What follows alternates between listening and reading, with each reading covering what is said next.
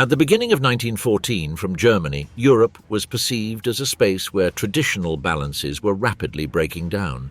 The Reich, unified only decades earlier and already transformed into the world's second industrial power, observed the continent with a mixture of pride and fear.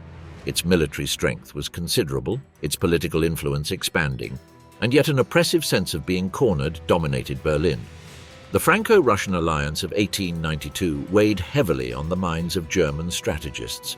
France had not renounced the dream of recovering Alsace and part of Lorraine, and Russia, undergoing a period of extraordinary demographic and industrial growth, seemed to be advancing toward an almost immeasurable strength. The Reich watched as, every year, millions of new inhabitants swelled the Russian population, while its industries modernized with French financial aid.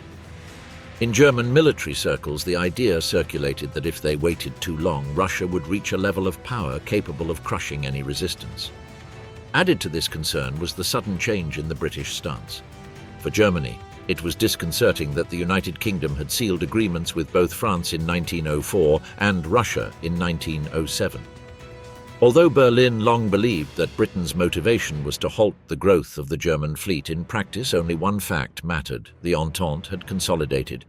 The Reich was surrounded by three powers that together represented a strategic threat of unprecedented magnitude. The sense of encirclement became an obsession. Many in Germany began to consider that only swift action, perhaps even a preventive war, could prevent an irreversible imbalance in Europe. German attention then turned to a region that had been slowly burning for years: the Balkans. There, Austria-Hungary, the Reich's most important ally, faced the growing challenge of Serbia, whose Slavic nationalism inspired separatist movements within the empire itself. In Berlin, the successive Austro-Hungarian diplomatic setbacks were followed with concern. The crisis caused by the 1903 Serbian coup that elevated the Karađorđević, increasingly oriented toward France. The annexation of Bosnia-Herzegovina in 1908, which had exposed the fragility of the Balkan landscape, and above all, the strengthening of Serbian military power after the Balkan Wars of 1912 and 1913.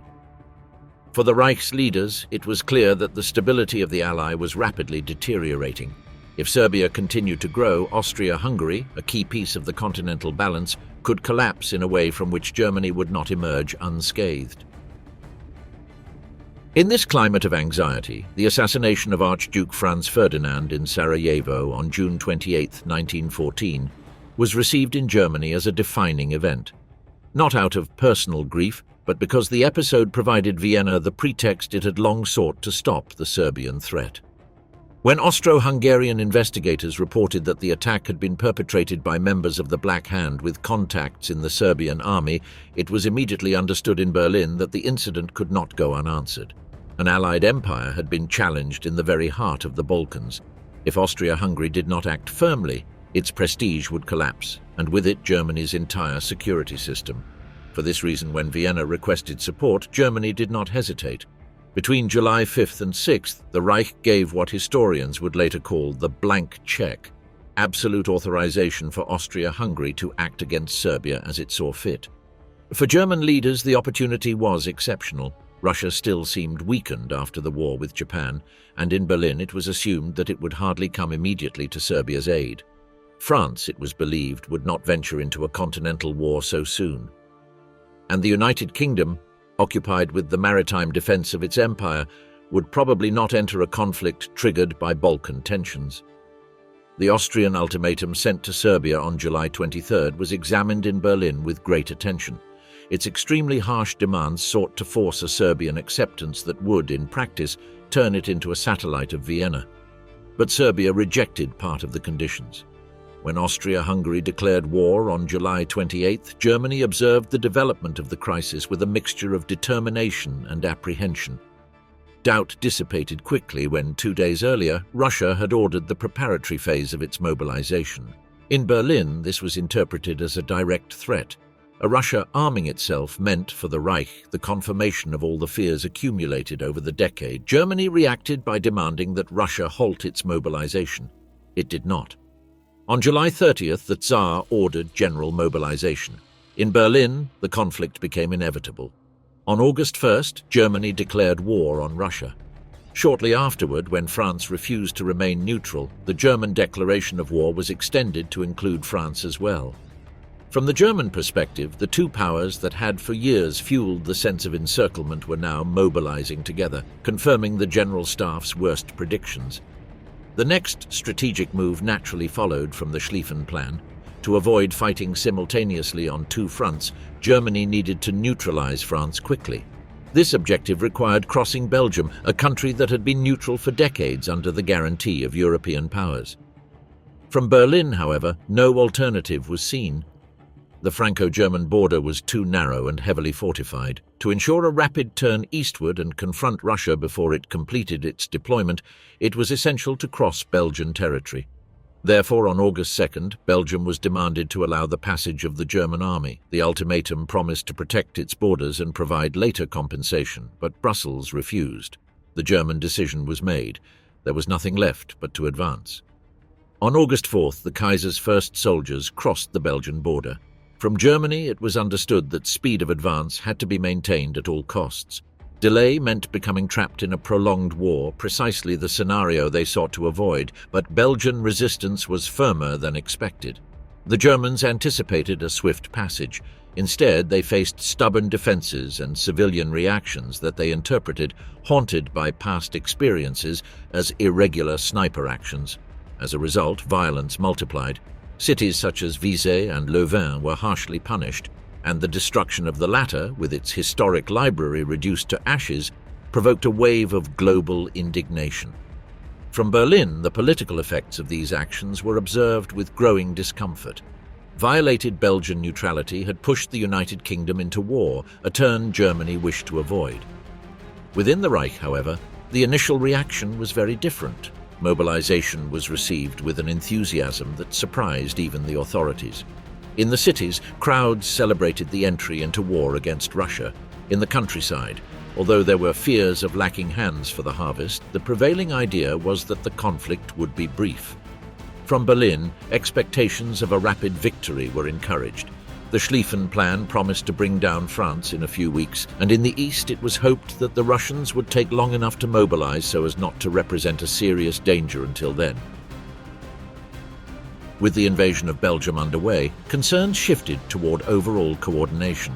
Germany trusted that Austria-Hungary, strengthened by the Reich's support, would manage to impose itself on Serbia without diverting too many resources from the Russian front.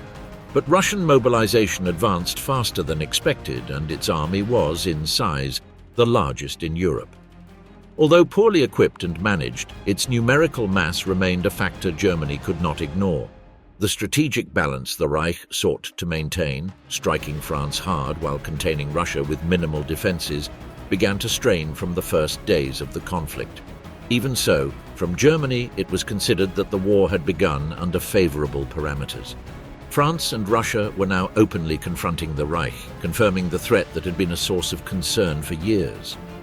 Austria-Hungary, though weakened, remained standing, and the discipline and organization of the German army, along with its industrial capacity, fueled the conviction that, with determination and speed, the encirclement could be broken before it turned into a deadly trap. The Schlieffen Plan. The German General Staff had spent years studying how to confront the threat posed by France and Russia acting together. The geography of the continent set obvious limits. The western border with France was too narrow and densely fortified, which made it impossible to deploy the full mass of the German army there. Planners understood that a frontal attack would be absorbed by French defenses, leaving no opportunity to achieve a quick victory. For that reason, since the late 19th century, General Alfred von Schlieffen had conceived a strategy that would avoid this direct clash and allow Germany to prevail before the Entente consolidated its combined strength. The reasoning began with a fundamental observation. France possessed a relatively small territory, which made it possible to reach rapid military decisions if the war could be carried into its rear. Russia, on the other hand, was a giant whose mobilization would take weeks. This time, difference became the core of the plan. Germany had to concentrate the vast majority of its forces in the west, break France within a matter of weeks, and once that objective was achieved, turn east to face Russia, whose military preparations were considered slow and disorganized. According to German calculations, The troops left in the east would be placed in a defensive state and tasked with containing the Russians, while the bulk of the army focused on defeating France. For the maneuver to work, it was essential to avoid the fortified French line. Schlieffen therefore proposed a vast flanking movement through Belgium. Crossing that neutral country would allow German forces to penetrate from the north, swing southwest and strike the French rear, pushing the enemy toward the Vosges. German strategists calculated that this advance could ensure total victory in 6 weeks. Speed was everything. Each day lost increased the risk of Russia completing its mobilization, opening an unsustainable second front. Belgian neutrality was a serious diplomatic obstacle. The 1839 treaty guaranteed its independence and prohibited its violation. But within the German General Staff, the conviction prevailed that strategic needs outweighed any international commitment. Aware that Belgium had considerably strengthened its defences, building in cities like Liège, Namur and Antwerp some of the most modern forts in the world, German planners understood that the invasion would not be a military stroll. Even so, they were determined to carry out the plan, even if they had to evade their international obligations and face Belgian resistance. The German maneuver had to be executed with almost mechanical precision. The right wing of the army, the largest force, would be responsible for the Great Sweep. Advancing through Belgium, it was to push south and southwest, extending a vast arc that would progressively envelop the French army. The speed of this advance determined success. Continuous pressure was necessary to prevent the French from withdrawing their forces in an orderly fashion. The ultimate goal was to close the trap near the Vosges, destroying or neutralizing most of the enemy army. Meanwhile, the German forces positioned in Alsace and Lorraine had the secondary mission of containing any French attempt at a frontal attack. The plan also depended on an optimistic assessment of the time needed for Russia to complete its preparations. According to German calculations, Russian mobilization would require several weeks. This estimate, however, would prove mistaken. Excessive confidence in Russian slowness was a weak point that would soon have serious consequences. When Germany applied the plan in August 1914, the invasion of Belgium became the first decisive step of the campaign. German forces advanced rapidly, but Belgian resistance was much more intense than expected. The need to overcome fortifications, divert troops, and contain pockets of resistance delayed the enveloping movement. Each delay eroded the time margin Schlieffen had considered indispensable. Meanwhile, in the east, reality began to override expectations. Despite its enormous size and structural difficulties, Russia completed its mobilization much earlier than anticipated. By August 11th, it was already prepared to operate against Germany, which proved truly catastrophic for the German General Staff. The Russian threat forced troops to be sent to the Eastern Front, weakening the right wing tasked with the decisive offensive in France. As the Germans penetrated deeper into French territory, new problems slowed their advance. Supply lines stretched dangerously, complicating the delivery of ammunition and food. To guard the conquered territories and contain resistance, it became necessary to leave behind units originally intended to participate in the main offensive. Added to this was the deployment of reinforcements to the east, required to halt the Russian advance. The German offensive force, which was meant to be overwhelming, began to dissipate. Moreover, the lack of modern communication methods caused coordination failures within the German deployment, affecting the rhythm and coherence of the plan.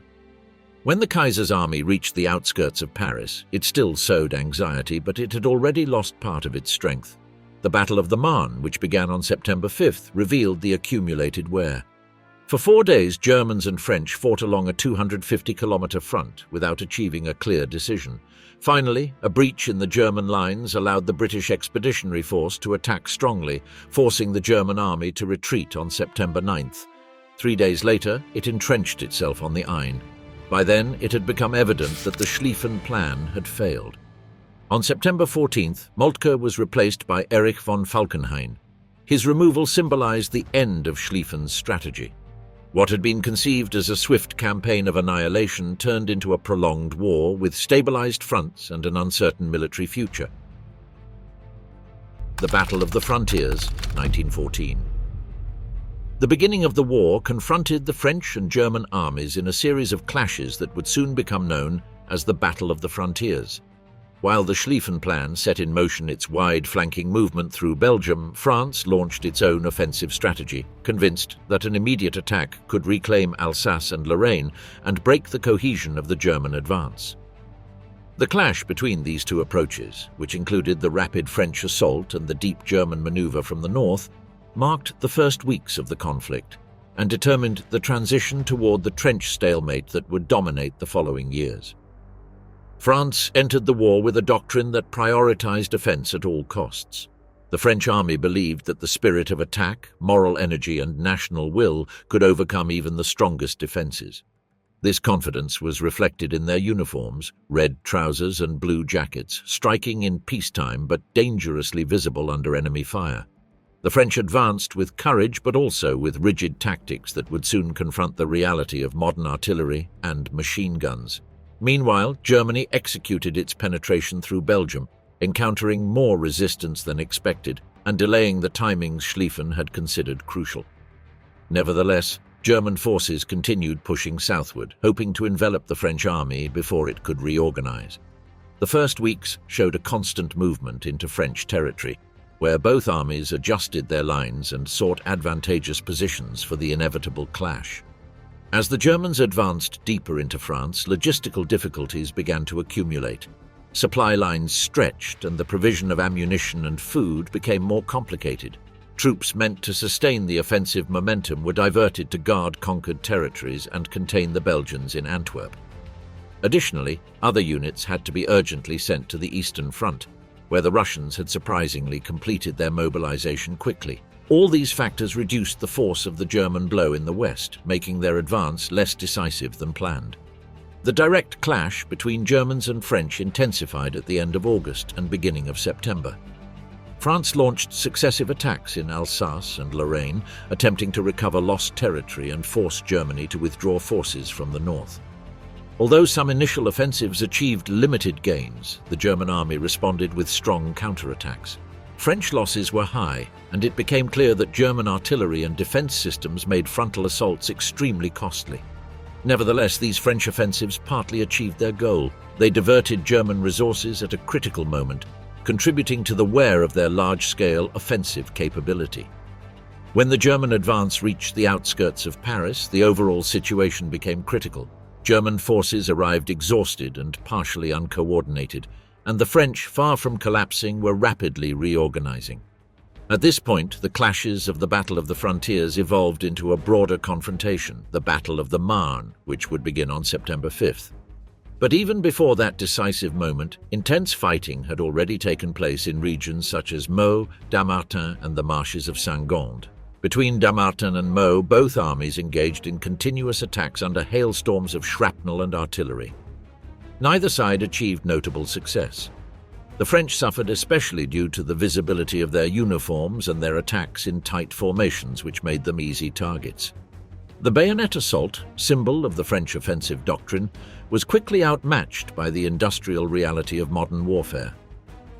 In the marshes of Saint-Gond, the situation was similar. The French advanced slowly under fire that made significant progress nearly impossible. Losses on both sides were enormous. Supply became a critical test. France even had to use the famous Paris taxis to transport reinforcements and ammunition to the front.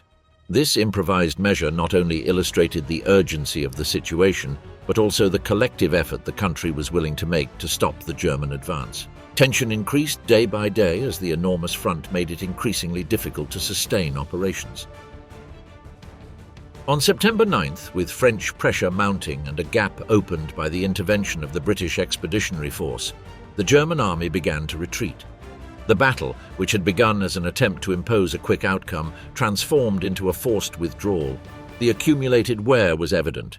The Germans entrenched themselves on the Aisne 3 days later, marking the end of the mobile phase of the campaign and the beginning of the stalemate. The German failure to achieve a decisive victory resulted in the definitive collapse of the Schlieffen plan. Moltke, already weakened by the magnitude of coordination problems and the impact of the Russian advance, was replaced by Erich von Falkenhayn on September 14th. The German strategy had reached its limit. The forces had failed to envelop the French as planned, and resistance, combined with geography, poor communications, and troop fatigue, had prevented a rapid resolution of the war. The Battle of Verdun, 1916. The German attack on Verdun was repeatedly delayed by bad weather, while French intelligence began to perceive that an offensive of enormous magnitude was being prepared. Each day of postponement allowed the defenders to improve their state of alert, although without the artillery and reinforcements necessary to resist with certainty. On February 19th, the rain stopped. The next day, warm sun dried the mud. And on the morning of February 21st, 1916, the battle began with a monumental bombardment. Throughout the morning and part of the afternoon, German fire devastated the sector, and in the Bois de Cour, a square of barely 500 by 1,000 yards, around 80,000 shells fell before the German infantry moved forward. The devastation was such that had the Germans attacked en masse from the start, they would have overrun French positions across the 8-mile front. However, Falkenhayn's tactical concept was based on prior destruction by artillery. The infantry was to advance only after the French defences had been pulverised. Even so, Driant, who had meticulously prepared his sector, managed to have part of his men survive the initial hell. He and half of his troops held out until the next day, when waves of German infantry finally overran them. Similar advances occurred on the flanks of the Bois de Cour. The outer French lines began to collapse under fire and numerical pressure, forcing defenders to retreat toward the old forts of Vaux and Douaumont, situated on the heights dominating the route to Verdun. On February 23rd, the French disaster was evident in a message sent by a lieutenant of the 72nd Division. "The commander and all company leaders are dead. My battalion has been reduced to 180 men out of 600. I have no ammunition or food. What should I do?" The answer was inevitable. Without reinforcements, nothing could be done. The next day, the entire outer line was overrun. Many defenders, overwhelmed by terror, abandoned their positions and fled to the rear. Only the forts of Vaux and Douaumont remained as points of resistance on the slope, protecting direct access to Verdun and, above all, to the bridges over the Meuse River, without which the defense could not hold. On February 25th, Douaumont fell. It was not captured through a massive assault, but by an almost fortuitous episode. A German sergeant of the 24th Brandenburg Regiment, accidentally projected into the fort's ditch by a nearby shell explosion, decided to explore the interior of the fort. There he found only a few French defenders, whom he convinced to surrender. News of the fort's fall spread rapidly, causing panic in Verdun and among the reinforcements beginning to arrive. Food depots were looted amid rumors that the bridges over the Meuse had been mined for a general retreat. Verdun seemed on the verge of collapse. Paradoxically, the loss of Verdun could have been beneficial for France. The city had become a deadly trap, while the terrain behind it, wooded and rugged, offered better defensive possibilities with fewer casualties. But on that same February 25th, General de Castelnau arrived in Verdun, sent by Joffre. After assessing the situation, he decided that the front must be held at all costs. The defense of Verdun thus became a symbol of France's ability to sustain the war and preserve national morale. Tactical command was entrusted to Philippe Pétain, who assumed control immediately and issued the order. "I have taken command. Tell your troops, hold the line." Pétain identified two essential requirements: coordinating the artillery, which he took under direct control, and ensuring a continuous flow of supplies. From then on, it was the Germans who endured a constant deluge of shells while trying to advance through the narrow Meuse valleys. Behind the front, the only road to Bar-le-Duc was transformed into an exclusive supply route for trucks. 3,500 vehicles daily transported the 2,000 tons of supplies needed. Any broken-down truck was thrown into the ditch to avoid interruptions. Soon, 12,000 trucks were moving along what would become known as the Voie Sacrée, the sacred road of Verdun. Falkenhayn had sought to force France into fighting a sanctified battle, but he had not anticipated the fervour with which the enemy would respond. On February 27th, the Germans recorded no success anywhere.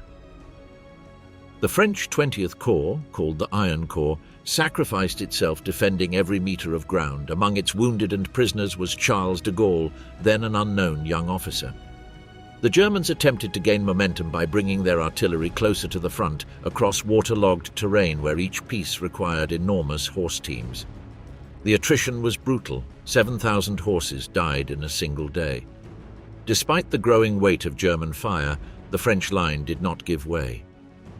By February 27th, the Germans had advanced barely 4 miles and were still the same distance from Verdun, with no ability to break the front. At the end of February, Falkenhayn and the German Crown Prince, commanding the sector, assessed the situation and proposed extending the offensive to the western bank of the Meuse. There rose the heights of Mortholm and Côte 304, from which French artillery punished the attacking troops. The more open terrain promised easier advances.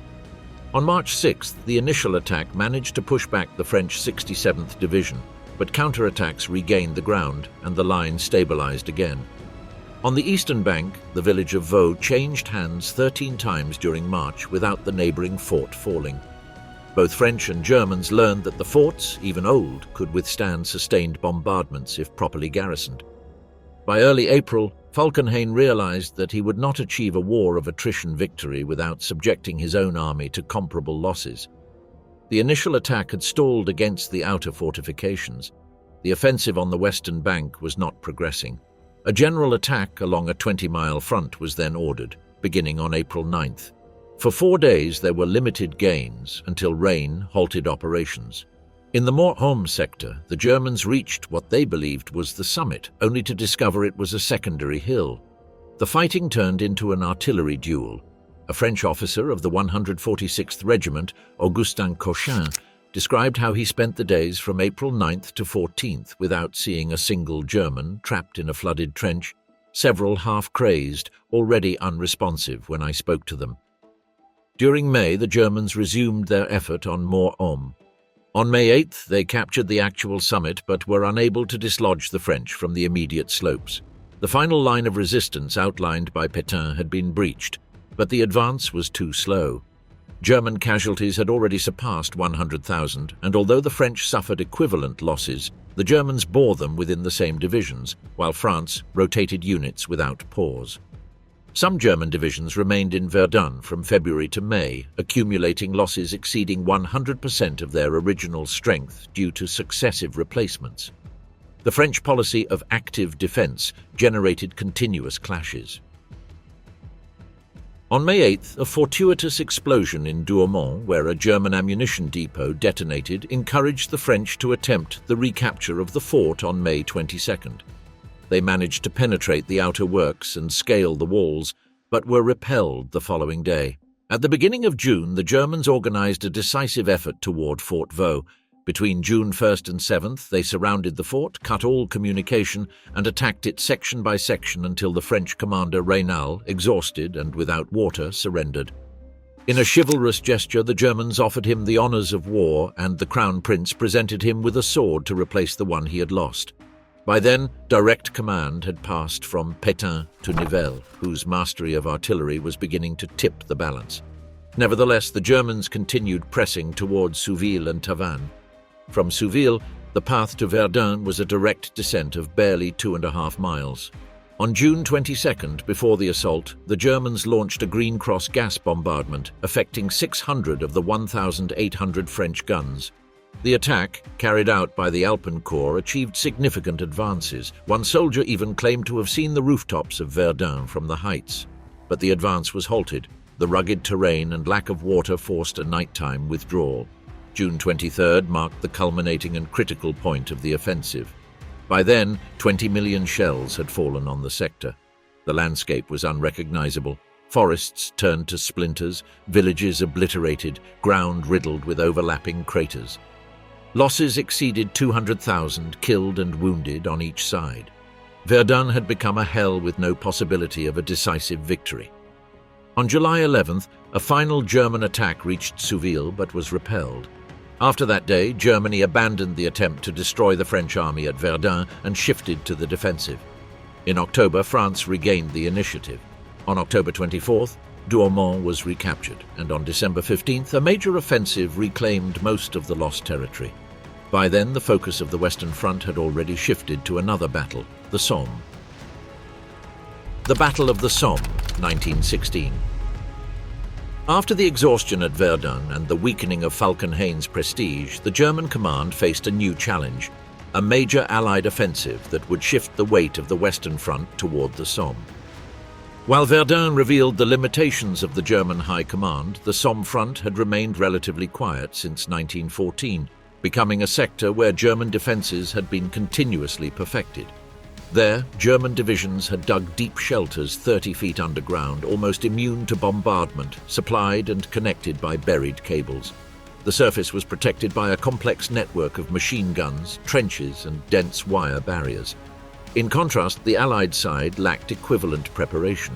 The line had been occupied by the French until August 1915, treated as a quiet sector, and then inherited by the British who, although more aggressive, had not yet developed the infrastructure for a massive offensive when Haig assumed command. Under his direction, the rear was completely transformed. New roads, ammunition depots, artillery positions, and military camps extended between Albert and Amiens, creating a vast apparatus for the summer attack. The offensive would be carried out by the British Fourth Army and French troops south of the River Somme. Most of the divisions were new units, the result of mass recruitment promoted by Kitchener. There were battalions formed by groups of volunteers who had enlisted together, the so-called PALs, with no combat experience. Even the artillery batteries lacked real practice. Among the most unique units were the Ulstermen of the 36th Division, former Irish Protestant volunteers who maintained a strong martial spirit, although their experience in modern warfare was almost non-existent. Haig conceived the operation with a simple objective: to break the German line. For this, he planned a week-long preparatory bombardment that would consume 1 million shells. He trusted that after such punishment, the Germans would be unable to resist. When the firing ceased on July 1st, the infantry would advance in a straight line without resorting to fire and movement maneuvers. The conviction that the enemy would be stunned led him to order a clean advance in waves at a steady pace, each line adding momentum to the previous one. Rawlinson, in command of the attack, had more limited expectations and advanced by successive bites, but he shared the faith in the devastating effect of artillery. Almost 3 million shells had been amassed, intended for 1,000 field guns and more than 400 heavy ones. The first were meant to cut enemy wire, the second were meant to destroy shelters, counter-batteries and strongpoints. In theory, the attack would rely on a creeping barrage, a moving curtain of fire advancing 50 yards per minute ahead of the infantry. Reality imposed itself brutally. German shelters withstood almost intact. A British reconnaissance on the night of June 26th to 27th had already warned that the dugouts are well. The Germans remain there all the time, fully protected. The wire, far from being cut, had become even more tangled as shells that did not detonate upon contact with the wire threw it into the air, forming denser obstacles when falling. In entire sectors, German officers observed how the British preparation had failed to create real breaches. The use of the creeping barrage was problematic. Without tactical radios, the artillery had to follow pre-established schedules. Fearing hitting their own troops, the gunners left too much space between their lifts.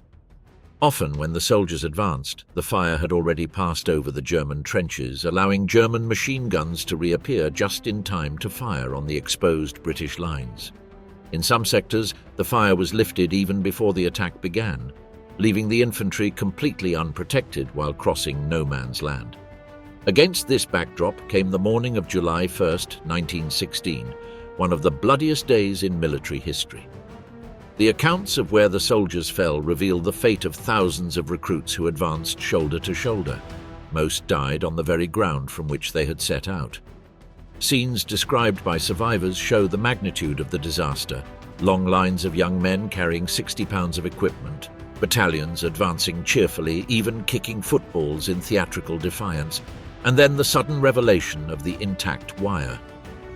As they passed the barricade, the Germans emerged from their shelters, an action they had rehearsed hundreds of times, dragging machine guns to the parapets to open immediate fire. A German soldier, F.L. Cassel, recalled hearing the sentries cry, "They are coming!" followed by the roar of weapons and the sight of the advancing British attackers moving slowly, fully exposed. In many sectors, German machine guns even overflowed the British front line, hitting troops that had not yet left their trenches. British accounts concur.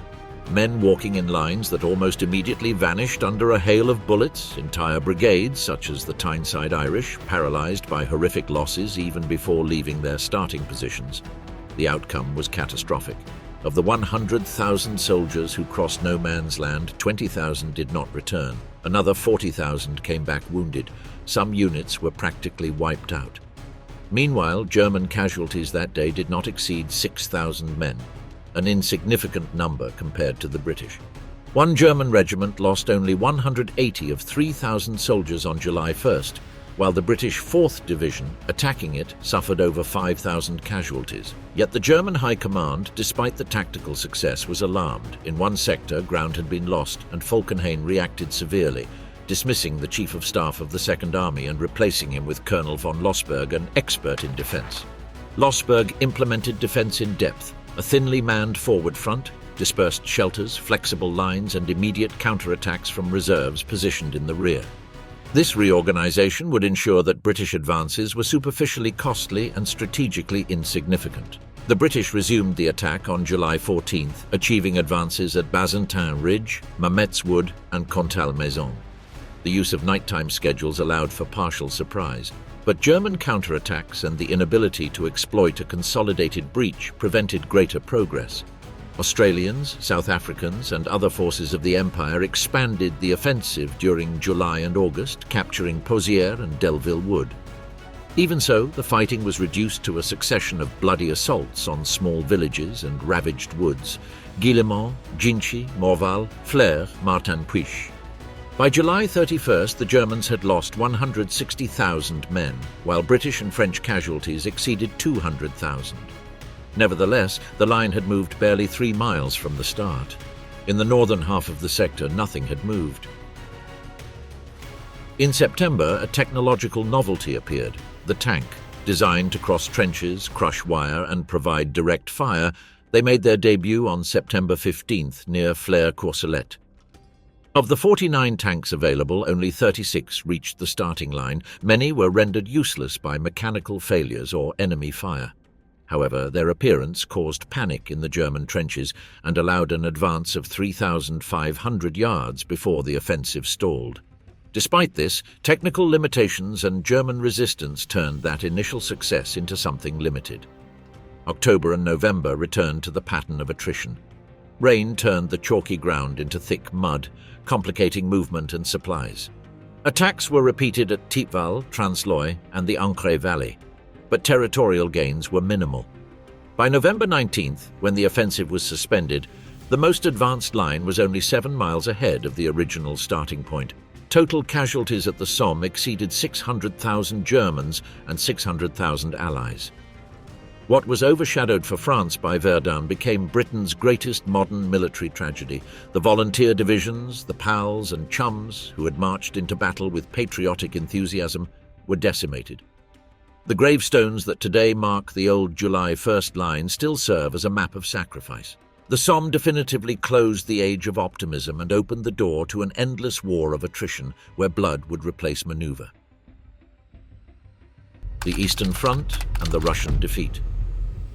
The Russian offensive in East Prussia was one of the first major threats to the German plan designed by Moltke for a two-front war. Just a few weeks after the outbreak of the conflict in 1914, 2 armies of the Russian Empire entered German territory from the east, endangering the region of East Prussia, a crucial part of the geographic heart of the Reich. The Russians mobilized the First Army under the command of General Paul von Rennenkampf and the Second Army, led by General Alexander Samsonov, intending to exploit the relative weakness of German defenses in that sector and force the German army to divert critical resources from the Western Front. After an initial skirmish at the Battle of Stallupönen, where German commander Hermann von François successfully halted the Russian advance, and the subsequent Battle of Gumbinnen, in which Russian troops defeated the German command faced a critical situation. General Maximilian von Prittwitz, who commanded the German Eighth Army in East Prussia, ordered a retreat to the Vistula River, abandoning German territory without a decisive battle. The concern caused by this retreat led to both Prittwitz and his assistant being relieved of command. They were replaced by General Paul von Hindenburg, with Colonel Erich Ludendorff as his chief of staff, given clear instructions to stop the Russians before their advance could consolidate. The main battle began in late August 1914, when the German Eighth Army executed a rapid and concentrated maneuver aimed at isolating and destroying Samsonov's Second Russian Army. Although the combined Russian armies outnumbered the German forces, Russian plans were poorly coordinated and their communications were deficient. This allowed the Germans to intercept and decipher unencrypted Russian messages, providing crucial knowledge of enemy movements and positions and facilitating the preparation of an encircling maneuver. From August 26th to 30th, 1914, near the town of Allenstein in East Prussia, the Battle of Tannenberg was fought. Hindenburg and Ludendorff concentrated their forces to attack the Second Russian Army before the First Army could join it. Using trains to rapidly move units from one flank to the other and exploiting poor coordination among the Russian generals, the German troops managed to encircle Samsonov's forces and force a disordered retreat that ended in tragedy for the Russians. Most of the Second Army was virtually destroyed, and Russian casualties were enormous, including thousands killed, wounded, and captured. General Samsonov himself committed suicide after the defeat. The German victory at Tannenberg had a profound impact on the morale of the Kaiser's army and on public perception in Germany. Although the battle was fought near Allenstein, not in the town of Tannenberg, Hindenburg named it so for propaganda reasons, evoking the historic defeat inflicted centuries earlier on the Teutonic Knights in the eponymous Battle of 1410. Despite being a battle of relatively limited strategic dimensions, its outcome provided immediate renown to the German commanders and strengthened the reputation of Hindenburg and Ludendorff. After the triumph at Tannenberg, the Germans continued offensive operations in East Prussia. In September 1914, during the First Battle of the Masurian Lakes, German forces also forced the Russian First Army to retreat. This consolidated German control of East Prussia and forced the majority of Russian forces to withdraw eastward and southeastward, temporarily securing the Reich's eastern border and allowing Germany to refocus most of its effort on the Western Front. During the following years, the Eastern Front remained active, but the fighting did not reach the same level of notoriety as in the West. However, there were multiple important campaigns and battles, including the Brusilov Offensive in 1916, where the Russians inflicted severe losses on the Austro-Hungarians and forced Germany to divert troops to stabilize the line. These actions gradually wore down the Russian army, which was already facing supply problems, poor logistics and transportation difficulties across the vast eastern territory of the empire. This, combined with growing internal tensions, weakened Russia's combat capability as the war progressed. The arrival of 1917 marked a decisive turning point. The Russian Empire, burdened by enormous human losses, economic problems, and political crises, began to disintegrate from within. Riots, food shortages, and widespread dissatisfaction led to the fall of Tsar Nicholas II in the February Revolution of that year. The new provisional government continued the war, but its legitimacy was fragile and unable to sustain the war effort effectively. This further worsened the situation of the Russian army, demoralized and increasingly disjointed, which began to experience mass desertions and a notable loss of discipline. In October 1917, the Bolshevik Revolution led by Lenin took power, promising to withdraw Russia from the conflict. This culminated in the signing of the Treaty of Brest-Litovsk in March 1918, through which Russia formally agreed to exit the war under conditions highly favorable to the Central Powers. In this way, Germany was able to free considerable forces that had been committed to the Eastern Front, allowing them to be redeployed to the most critical fronts, especially the Western Front. The entry of the United States into the war, 1917. The intensification of naval warfare played a decisive role in the turn the conflict took at the beginning of 1917. For months, the German government had been considering resuming unrestricted submarine warfare, a policy that allowed attacking any ship navigating areas considered hostile without prior warning. British naval pressure made it difficult to sustain the Reich's internal supply, and influential figures in the German command believed that only a decisive blow against the Entente's supply routes would allow victory before internal attrition became irreversible. The reasoning was simple. If the U-boats sank enough Allied and neutral tonnage, the United Kingdom would be forced to seek peace. However, this policy carried an obvious risk, provoking the United States, which still maintained a position of cautious neutrality. On January 31st, 1917, Germany officially notified Washington that it would resume unrestricted submarine warfare. From that moment on, any vessel navigating waters near territories controlled by the Entente could become a target. Attacks began immediately, and within weeks, several ships carrying American citizens were sunk. The reaction in the United States was swift. Political pressure, public outrage, and the perception that the Reich was acting with aggression incompatible with American neutrality all increased. The situation worsened when the Zimmermann telegram came to light, a diplomatic message Germany had sent to Mexico proposing a possible alliance against the United States in case it decided to enter the war. The proposal included the possibility of supporting Mexico in regaining territories lost decades earlier, such as Texas, Arizona, and New Mexico. When the message was intercepted and published, American public opinion turned almost unanimously toward the need for intervention. The administration of Woodrow Wilson, which until then had tried to keep the country out of the European conflict, concluded that Germany's stance made neutrality an unsustainable position. On April 6, 1917, the United States Congress approved the declaration of war against Germany. For the Reich, this fact irreversibly transformed the strategic balance. Although American troops would not arrive at the front in large numbers until 1918, the mere entry of the country into the conflict meant that Germany faced an industrial power capable of producing weapons, food, ammunition, and equipment at a pace far exceeding that of any European nation. In terms of resources, the Reich found itself confronting an opponent practically impossible to wear down. Within Germany, the psychological and political impact was immediate. Documents from the period show how 1917 was a year of increasing tension for German society. Food shortages, the effects of the British naval blockade, and public fatigue intensified just as unrestricted submarine warfare was expected to produce rapid results. However, the massive sinking of ships did not force the United Kingdom to surrender. On the contrary, it spurred the Allies to redouble their efforts and triggered US entry into the war. Internal difficulties became visible on multiple fronts. Strikes and protests increased, especially in industrial areas, where working conditions deteriorated as the war progressed. Worker morale declined, and German government reports describe an increasingly unstable social climate.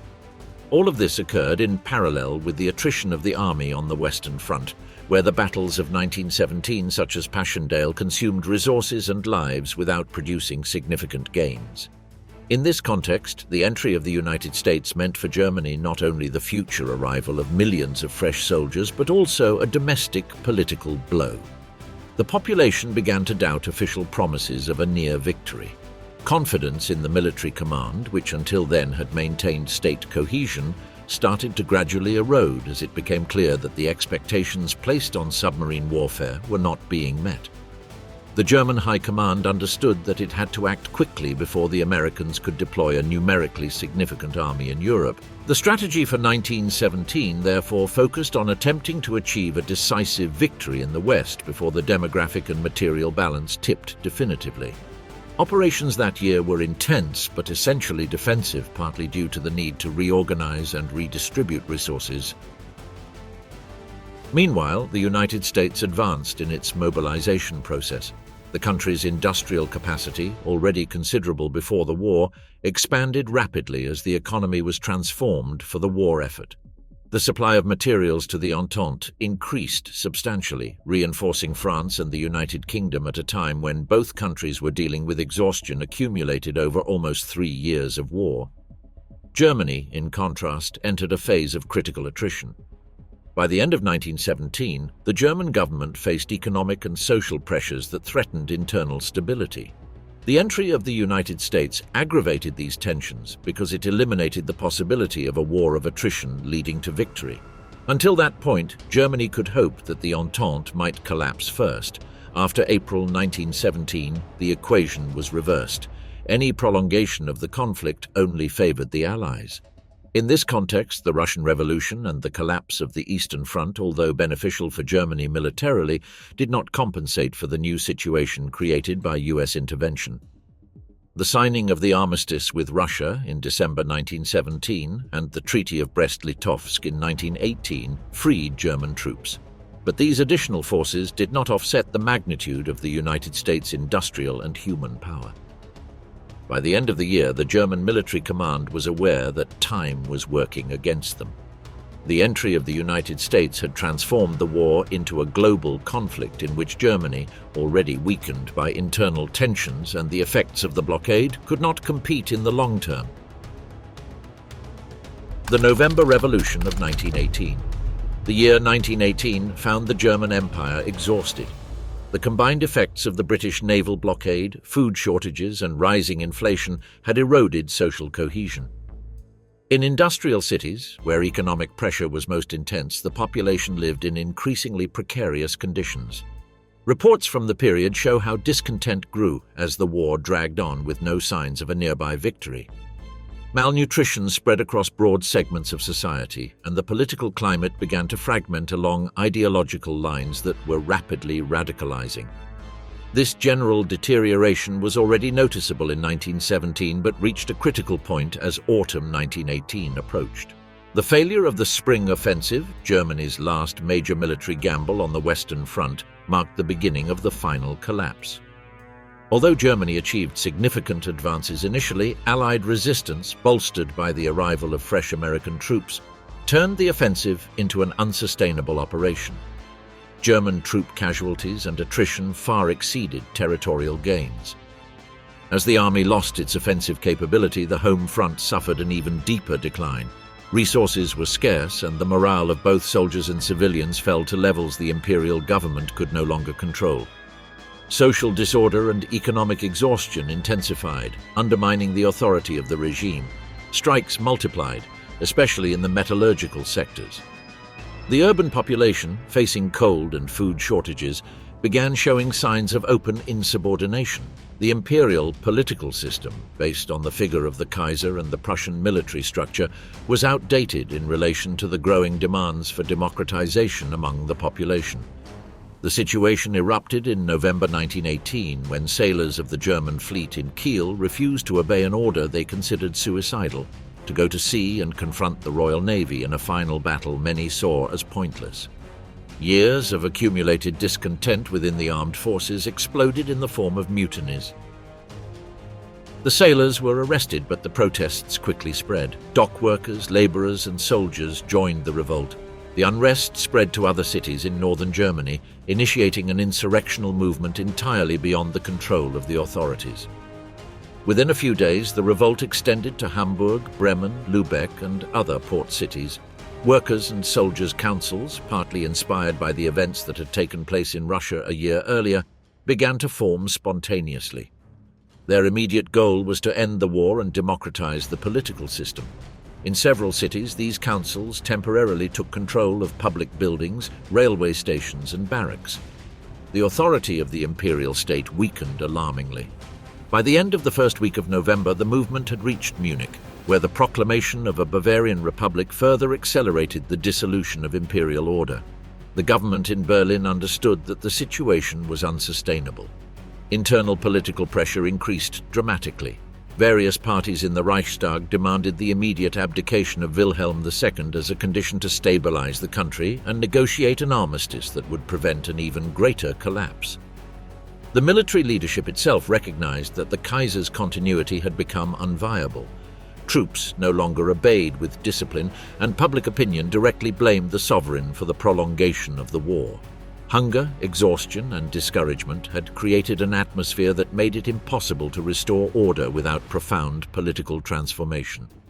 In Berlin, demonstrations multiplied as columns of armed workers moved through the streets demanding the end of the imperial government.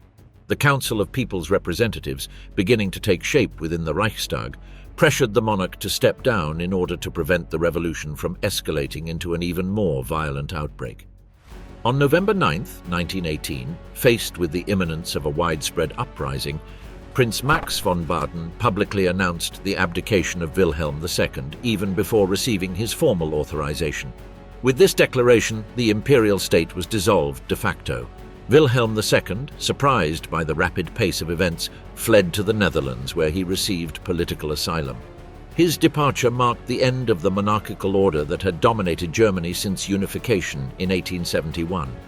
That same day, as crowds gathered in central Berlin, Social Democratic leader Philipp Scheidemann proclaimed the German Republic from a Reichstag window, attempting to preempt other revolutionary factions proposing a more radical model.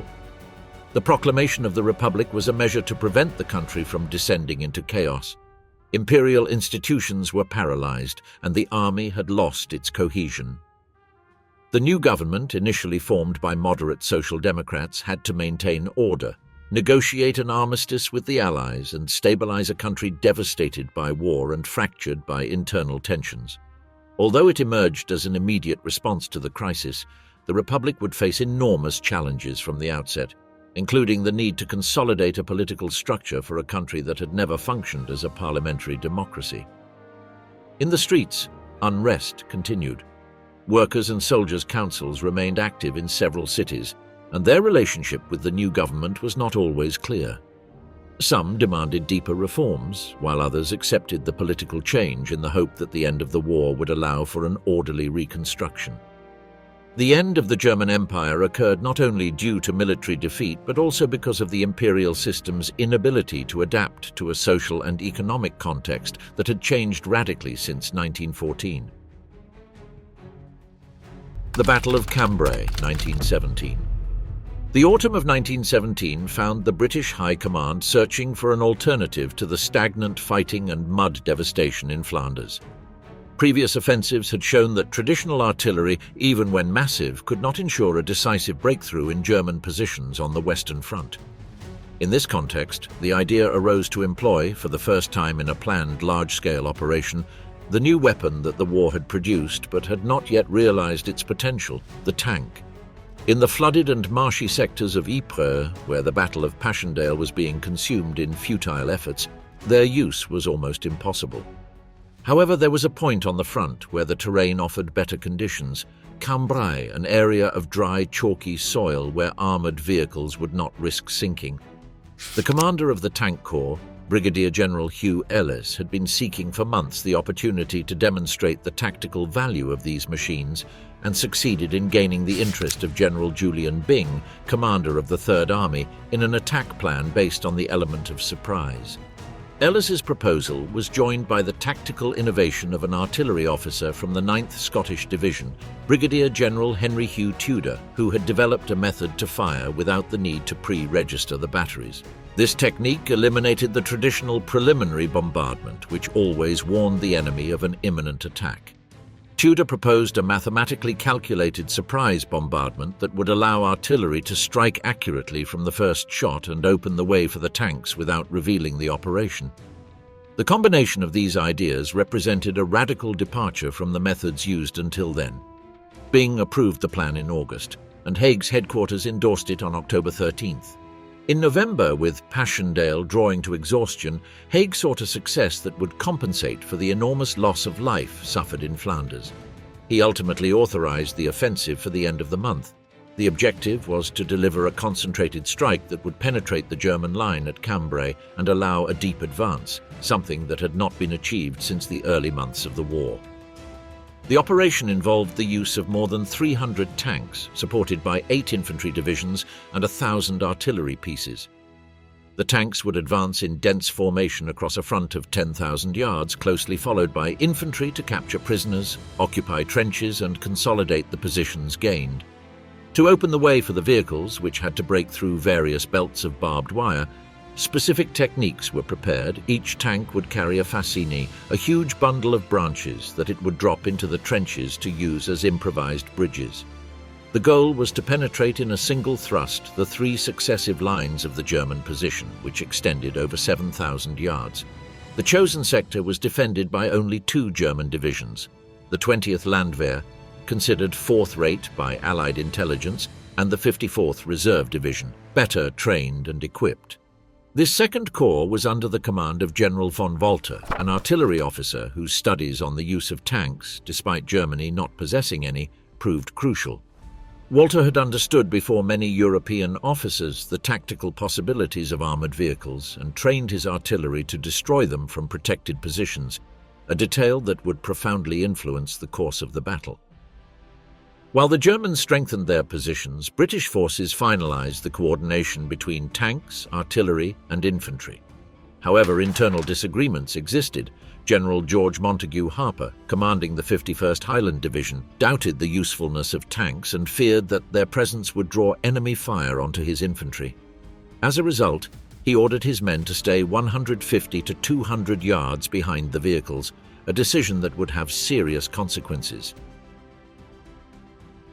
The attack began at 6:20 a.m. on November 20th, 1917. British artillery opened fire without prior warning, completely surprising the German defences. After the initial bombardment, the tanks advanced in dense columns, followed by infantry troops. The initial breakthrough was spectacular. In several areas, British forces managed to advance up to 4 miles in the first 4 hours with minimal losses. The Durham divisions, for example, suffered barely a dozen casualties in total. The combination of mathematical calculation, speed, and silence had worked. However, success was not uniform. In the center of the front, where the 51st Highland Division operated, the distance imposed by Harper between infantry and tanks left the vehicles unsupported when they entered the zone defended by the 54th Reserve Division. German artillerymen, trained by von Walter to take down moving targets, began destroying the tanks one by one from carefully selected positions. In that sector, 11 tanks were put out of action in a few minutes. 5 of them fell under the fire of a single German sergeant, Kurt Kruger, who died when British infantry finally reached the line. The loss of tanks prevented the division from achieving its objectives for the day. Even so, on the flanks, the German line had been completely penetrated. In England, upon hearing the news of the advance, bells rang out announcing a triumph. It was the first time they had sounded since the beginning of the war. But the enthusiasm was premature. The cavalry, which was supposed to exploit the gap created by the tanks, encountered uncut wire obstacles and had to stop. British infantry advanced slowly on November 21st and 22nd, but failed to decisively extend the initial breach. The German response was swift. In the 10 days following the attack, Crown Prince Ruprecht of Bavaria, the local commander, gathered 20 divisions for a massive counterattack. On November 30th, the Germans launched their offensive and regained not only much of the ground lost on the 20th, but even additional positions previously held by the British. The final result was an irregular front known as the Drocourt-Quéant switch line, where both sides maintained small territorial gains at the expense of the other. The Battle of Cambrai ended without a clear victor. What was meant to be a decisive penetration became a symbol of precarious balance at the close of 1917. The Treaty of Brest-Litovsk, 1918. The Russian crisis of 1917 transformed what remained of the Eastern Front into a disintegrated space. The military collapse following Kerensky's failed offensive left the armies unable to resist, while revolutionary agitation spread from Petrograd to the rear of the units. In this environment, Bolshevik influence grew rapidly, and Lenin returned from exile with a clear program: end the war, dismantle the old order, and transfer power to the Soviets. His theses found fertile ground among exhausted soldiers, peasants who no longer wanted to fight, and a state structure on the brink of implosion. After the fall of the provisional government and the Bolshevik triumph on October 25th, the new regime's priority was to formalize a ceasefire. Within days, the disintegration of the Russian army accelerated. Soldiers abandoned the front by the thousands, convinced that the revolution had opened the possibility of returning to their villages in search of promised land. In this scenario, Lenin pushed for an immediate armistice, attempting to maintain a diplomatic position while avoiding a German offensive that the country could no longer face. The Central Powers, initially cautious about the emergence of a revolutionary power calling for international rebellion, agreed to meet.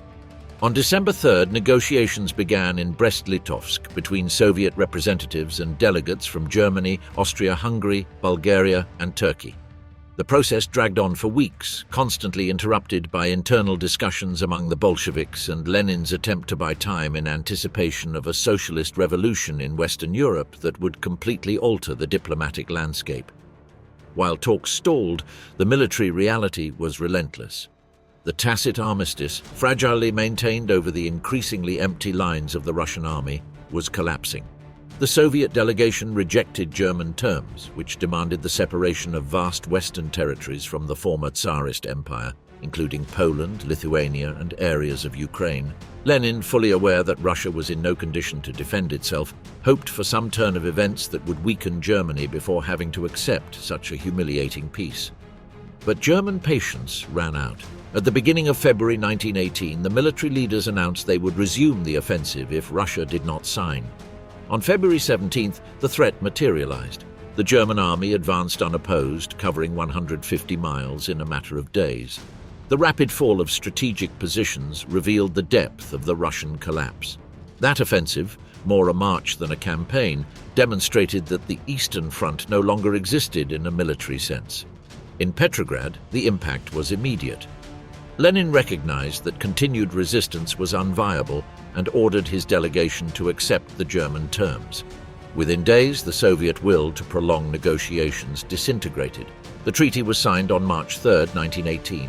Its clauses imposed an unprecedented territorial amputation: 750,000 square kilometers, an area 3 times the size of Germany itself, encompassing a quarter of the Russian population, 1/3 of arable land, and a proportionate share of industry. For the Bolsheviks, signing was an inevitable sacrifice to maintain power and reorganize the state. The Russian withdrawal freed Germany from a vast front that had consumed resources since 1914. With the enemy collapsed, the High Command transferred its best divisions to the west, hoping to employ them in a decisive offensive before the massive arrival of American troops. Even before the treaty was signed, many German units had already been sent to France. The remainder was tasked with occupying Ukraine and exploiting the new territories under military supervision. The territorial victory in the east was enormous, but Germany's capacity to administer it was limited, and the Russian demobilization left the region politically chaotic. Meanwhile, Russian prisoners exceeded 4 million, an enormous number for any European army. Many of them had been captured not in battle defeats, but through mass surrenders resulting from the army's moral disintegration. The ratio of dead to prisoners illustrated the difference between Russian military behavior and that of Western armies. Loyalty to the state, the regiment, and command had evaporated. The collapse of the Austro-Hungarian Empire and the end of the German Empire. The final months of the war found the Austro-Hungarian Empire in a state of irreversible weakening. What had once been a vast and complex political structure, sustained by fragile agreements among nationalities by 1918, was overwhelmed by military pressure, shortages, and internal tensions. The Italian front, which for years had absorbed enormous resources, ultimately broke, and the defeat of its armies exposed the fragility of a state that could no longer sustain its military commitments or internal cohesion. The lines collapsed rapidly, and the retreat became a rout that was impossible to reverse. In Vienna and Budapest, the crisis had political and social dimensions. The Habsburg monarchy, symbol of a stability that had lasted for centuries, was losing its capacity to govern while national groups demanded independence that could no longer be denied. The war had exhausted all mechanisms of integration. Soldiers at the front, many of them belonging to minorities that did not identify with the imperial cause, deserted in increasing numbers. The multinational army disintegrated unevenly, with entire units abandoning positions while others tried to maintain an impossible order. The final Italian offensive hastened the situation. On the Piave front, the rupture of Austro-Hungarian lines became a general retreat, and the Allies advanced into interior territories. The military collapse not only weakened the empire's diplomatic position, but accelerated its internal dissolution. Hungary declared autonomy, the Czechs formed their own national council, and other communities followed the same path. The dual structure that had defined the state since 1867 could no longer be maintained. Imperial institutions were emptied of authority while their peoples began to envision a future outside Vienna's control. For Germany, this reality was catastrophic. The Reich had maintained its war effort with the expectation that Austria-Hungary would hold long enough to sustain the cohesion of the common front. The fall of its ally not only freed enemy armies fighting in the south, but left Germany in an impossible strategic position, with the Western Front already weakened and without the support of the East after the Russian armistice. Losing its last partner meant facing alone the combined forces of France, Great Britain, Italy, the United States, and the new states emerging from the former imperial monarchy. The Austro-Hungarian capitulation had an immediate effect on German morale. Troops on the Western Front, already decimated and exhausted by the failed offensives of 1918, realized that the war was lost. In the barracks, news of the disintegration of the neighboring empire revealed the inevitable fate of the Reich itself. Interior cities suffered shortages, unrest, and a growing sense of abandonment. The German political structure, which depended on a precarious balance between the imperial state and military command, also began to fracture. The collapse of the Ally accelerated internal developments in Germany. With the front exposed and no capacity to reorganize resources, the High Command informed the government that continuing the war was useless. The pressure to negotiate an armistice became irresistible. What had until then been presented as a strategic withdrawal revealed itself as a general collapse. The German Empire, which had sought to sustain itself through military discipline and centralization of power, suddenly faced the reality that the war could neither be won nor prolonged without risking internal implosion. By November, the situation was unsustainable. With Austria-Hungary disintegrated and the new national states occupying its territories, Germany found itself isolated. Continuing the war effort had no strategic justification, and social exhaustion had reached an irreversible point. Military units began showing signs of indiscipline, and sailors, as in the neighboring empire, refused to carry out orders they considered suicidal. What had occurred in Austria-Hungary was now repeating in the Reich, but at an even faster pace. The Treaty of Versailles, 1919. The military defeat of 1918 left Germany in a state of deep exhaustion, both at the front and in the rear. The collapse of the Austro-Hungarian Empire had stripped the Reich of its last strategic support, accelerating the disintegration of the German imperial system itself. In this power vacuum, the new republic that emerged after Wilhelm II's abdication faced the task of negotiating peace with the victors, a peace whose terms had already been decided even before the German delegates arrived in France. The armistice had not been a pact between equals, but a temporary suspension of hostilities under strict conditions, and the Allied powers approached the table convinced that Germany must assume full responsibility for the conflict. When the German representatives were summoned to Versailles, the atmosphere they encountered was unequivocal. This was not a negotiation but the presentation of a completed document, a set of impositions that allowed no substantial modification. The delegation of the new government, weakened and still trying to consolidate itself, understood from the outset that it had no room to resist. Allied military power, combined with the naval blockade that continued to strangle the German population, made rejecting the terms impossible. The text presented to the Germans contained extensive territorial provisions. Germany lost Alsace and Lorraine, returned to France. It also ceded territories to Belgium and Denmark, and a considerable part of West Prussia was incorporated into the new Polish state. Danzig became a free city under international supervision. Although these regions had been the subject of historical dispute in Central Europe, for many Germans their loss represented a territorial mutilation that questioned the very continuity of the state born from the 1871 unification. Along with the territorial cessions, the demilitarization of the Rhineland and Allied occupation of its western areas were imposed. For Germany, these conditions were especially humiliating because they altered the country's structural balance by placing one of its most industrialized regions under foreign control. The prohibition on fortifying the area and the obligation to keep it free of German troops eliminated any possibility of defense in the event of a future aggression. Military restrictions, however, were even more severe. The German army was reduced to a force of 100,000 men with no conscription and no capacity to produce heavy weaponry. It was forbidden to possess tanks, aircraft, submarines, and heavy artillery. The navy was reduced to a symbolic level, incapable of projecting power beyond its own coasts. For a country that had developed a strong military tradition and relied on the Prussian army structure for security, these limitations were perceived as an attempt to disarm not only the state, but the military identity that had characterized Germany for decades. Added to these clauses was the most contentious point of the treaty, the section regarding war responsibility. Germany had to accept sole guilt for the outbreak of the conflict, a claim the delegates considered historically false and morally unacceptable, but whose signing was required to justify the economic reparations demanded by the Allies. Although the final amount was not fixed at Versailles, the principle was established. Germany had to compensate the victorious countries economically for the damage caused during the fighting. The combination of territorial loss, disarmament, and reparations generated a feeling of deep injustice among Germans.